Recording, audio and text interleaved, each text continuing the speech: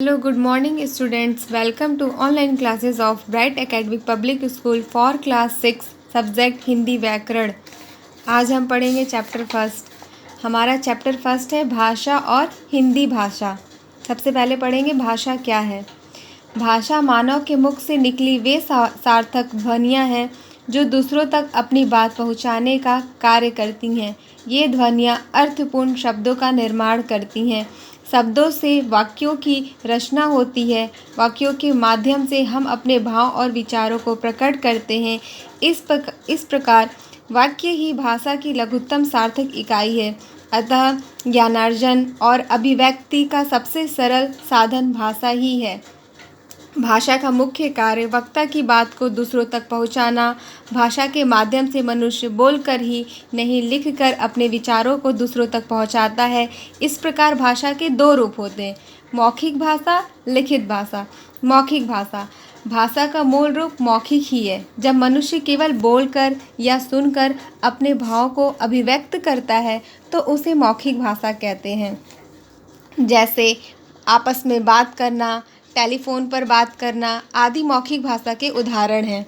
लिखित भाषा, जब मनुष्य लिखकर या पढ़कर अपने भाव और विचारों को अभिव्यक्त करता है तो उसे लिखित भाषा कहते हैं।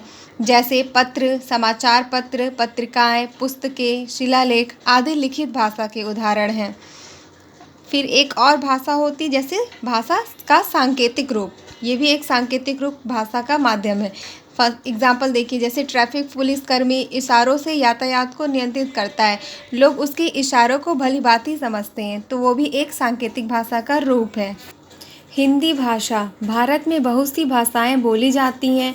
भारतीय संविधान में 22 भाषाएं स्वीकृत हैं।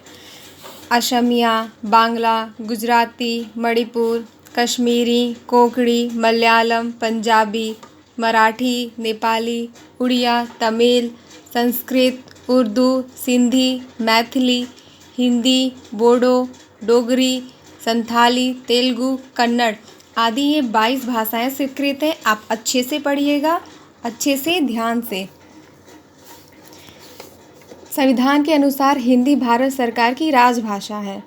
यह आप याद रखिएगा, भारत सरकार की राजभाषा हिंदी है। टॉपिक हमारा होता है लिपि। भाषा के लिखने की विधि को लिपि कहा जाता है। उदाहरण के रूप में जैसे हिंदी, गुजराती और संस्कृत की लिपि देवनागरी है।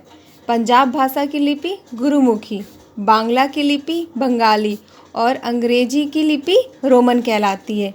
अच्छे से पढ़िएगा लिपि क्या है और कौन सी भाषाओं की कौन सी लिपि है।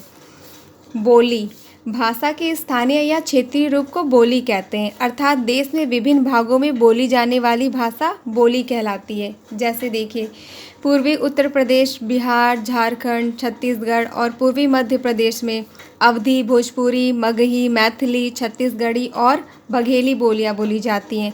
उसी तरह और भी यहाँ पे देश और उनकी भाषाएं लिखी हुई हैं। जैसे हिमाचल प्रदेश तथा उत्तराखंड की प्रमुख बोलियां हिमाचली, गढ़वाली और कुमाऊनी हैं। ये सभी बोलियां अपने अपने क्षेत्रों में मातृभाषा के रूप में बोली जाती हैं। आप ये अच्छे से पढ़िएगा, स्क्रीनशॉट ले लीजिएगा, पेरेंट्स से बोलिएगा और ध्यान से ये पढ़िएगा। अब देखिए, यहाँ महत्वपूर्ण टॉपिक यहाँ लिखा हुआ है। हमारे भूतपूर्व प्रधानमंत्री श्री अटल बिहारी वाजपेयी ने सन 1977 में राष्ट्रसंघ में हिंदी में अपना भाषण दिया था।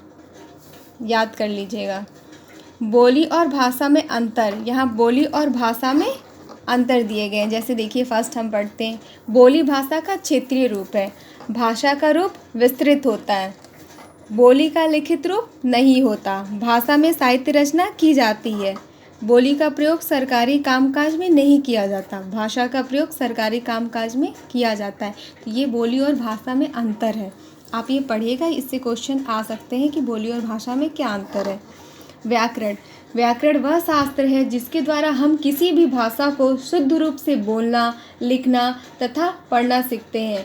तो व्याकरण के मुख्य भाग कौन कौन से देखिए, वर्ण व्यवस्था, शब्द व्यवस्था, पद व्यवस्था, वाक्य व्यवस्था, वर्ण व्यवस्था। इस भाग के अंदर में वर्णों के प्रकार, भेद, उच्चारण आदि के नियमों में चर्चा की गई है। शब्द व्यवस्था, इसमें भाग के शब्दों के स्रोत, भेद, रूप, रचना आदि के बारे में अध्ययन किया गया है। पद व्यवस्था, इसके अंतर्गत उसके भेदों तथा रचना आदि का अध्ययन किया गया है। वाक्य व्यवस्था, इसमें शब्दों और पदों के वाक्य बनते हैं और वाक्य भेद, वाक्य रूपांतर, विराम चिन्हों आदि पर अध्ययन किया गया है। तो बच्चों, आप अच्छे से ये पढ़ लीजिएगा। भाषा क्या है, मौखिक भाषा, लिखित भाषा, लिपि, व्याकरण, बोली, इन सब की परिभाषा अगर आप अच्छे से याद करेंगे तो मैं आगे का अभ्यास प्रश्न आपको बताती हूँ। इन सब अभ्यास प्रश्नों के उत्तर आप अच्छे से दे सकेंगे। प्रश्न 1, सही उत्तर पर सही का निशान लगाओ।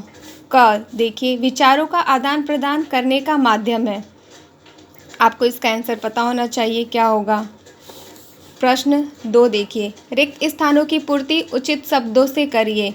क, उत्तराखंड की प्रमुख बोलियां, मैंने अभी आपको पढ़ाया था यहाँ पे उत्तराखंड की प्रमुख बोलियां, हिमाचली, गढ़वाली, तो इन खाली स्थानों में वही भरा जाएगा। उसी तरह आप और भी खाली स्थान देखिएगा और अच्छे से कीजिएगा। प्रश्न 3 का क, देखिए, निम्नलिखित में भाषा का कौन सा रूप प्रयोग किया जाता है। क, SMS करना किस में होता है, लिखित भाषा के रूप में।